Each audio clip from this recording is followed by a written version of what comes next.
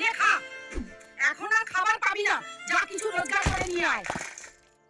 Spiderman বিস্টকে হারালে 50 কোটি টাকার পুরস্কার মিলবে। শেরু 50 কোটি টাকার পুরস্কারে 50 কোটি। চল শেরু, কাজ পেয়ে গেছি।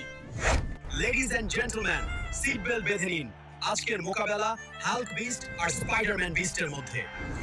শেরু জান লড়িয়ে দে, যদি হেরে যাস মা বাড়িতে খুব পেটাবে যা। স্পাইডার, যদি লড়াই হেরে যাস তোকে মেরে মেরে টুকটা বানিয়ে দেবো। আখড়ায় দঙ্গল শুরু, গতির জঙ্গল। এটা যে ধাক্কা খাবে সে জিতে যাবে। আর এটা কি স্পাইডার শেরুকে জোরদার ধাক্কা দিয়েছে।